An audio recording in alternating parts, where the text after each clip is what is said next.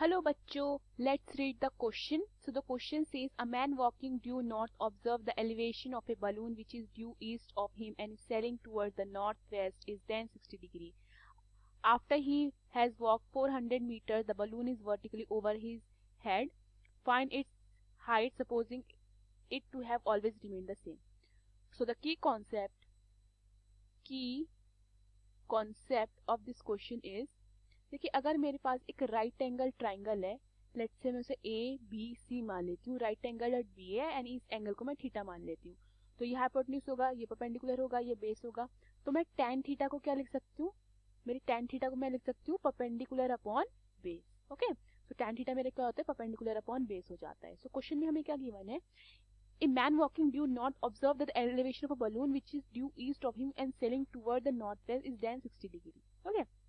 So एक हमारे पास let's say आदमी है एट पॉइंट ए पे खड़ा हुआ है. ओके, सो उसका जो एंगल ऑफ एलिवेशन है 60 डिग्री बन रहा है with a balloon. After he has walk 400 metre the balloon is vertical. अब देखिए, अब वो अपनी फाइनल पोजीशन, इनिशियल पोजीशन से वो 400 मीटर आगे बढ़ा. ओके, जब वो 400 मीटर आगे बढ़ा, हमें एज्यूम ही रखना है कि बलून की जो हाइट है वो चेंज नहीं होगी. तब हमें क्या बतानी है, बलून की हाइट बतानी है. क्लियर है. सो अगर मैं हाइट ऑफ द बलून को h ले लूं, यहाँ पे मेरे height of the balloon bc है, let bc is equal to h be the height of the balloon, height of the balloon. ठीक है, जो हमें फाइंड करनी है क्वेश्चन में. ओके, एंड AC मेरा कितना हो जाएगा, वो कितना towards 400 metre towards the balloon उसने क्या किया है, वॉक किया, तो AC मेरा हो जाता है 400 मीटर. इतना क्लियर है from the diagram. And BC को मैंने क्या ले लिया, H ले लिया है. सो एंगल BAC, ठीक है, एंगल BAC मेरा कितना हो जाता है, एंगल मेरा BAC हो जाता है 60 डिग्री. इतना क्लियर है.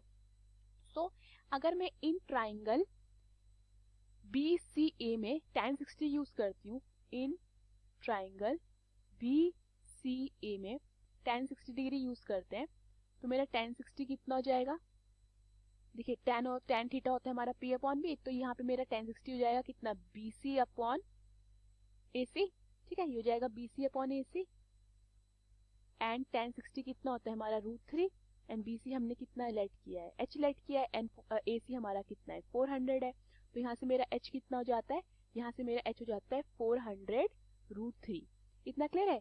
Then H is equal to 400 multiply by under √3 को मैं क्या लिख सकती हूँ, 1.732. ये वैल्यू होती है अंडर √3 की, तो H कितना आ जाता है, H आ जाता है हमारा 692.8 मीटर. ठीक है, तो H क्या थी हमारी height of the balloon. Therefore the height of the balloon, the height of the balloon is 692.8 meter.